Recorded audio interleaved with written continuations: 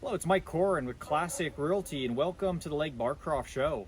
Fall is upon us. It's early October. We didn't quite get a frost last night, but we dipped down to about 43, and I figured this is a great time of year to talk about some activities to do in Lake Barcroft in the fall and in the winter.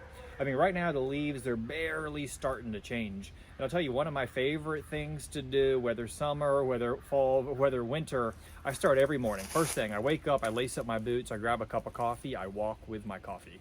I love to walk down and have coffee down by the water. Just take a little moment of reflection. It might be 1 minute, it might be 5 minutes. I'm telling you, it sets my day straight, lubricates my joints, gets my breathing ready. It's awesome. And I gotta be a nature. It's so cool. I love walking around the lake. I love runs around the lake. So we don't have hiking trails like immediately on the lake, say like Burke Run or Akatank Wood. Those are small public lakes. These are waterfront houses on the lake here, but there's several different laps you can do. My favorite lap around the lake, and I don't quite follow the streets exactly around the lake, but it's a 4.3 mile loop.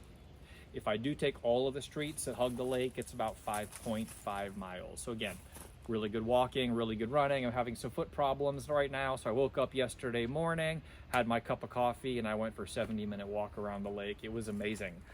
We do have ice skating in the lake.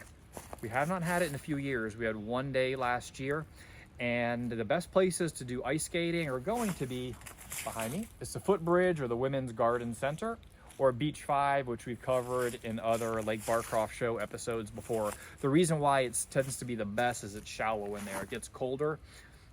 The water gets colder, and the trees around there also help to hold in the cold. So by far, it's gonna freeze a lot deeper than the 30, 40-foot water over near Beach 4. I fish all winter long. Great winter fishing. We pretty much only have 2 months. It's gonna be hard, January and December. I fished the lake bass fishing over 2,000 times. My biggest bass was in December, and I was on my cell phone. I wasn't even seriously fishing. I was in my boat over a sunken tree. I was jigging for wintertime crappie, and right on the surface, bam, this big bass came up and chomped it. By late February, the bass are already starting to get feeding again. They're getting on the spawn, getting fat. We really don't have much of an off-season fishing. You're not a fisherman, totally cool. Take your boat out. Honestly, I love boating in the lake. I think it's fun in the summertime to have the camaraderie of all the boats and all the people out there. But one of the things I love is solitude. I love to be out there with the leaves changing, or to know I can do the whole lake and I'm gonna be the only person out there.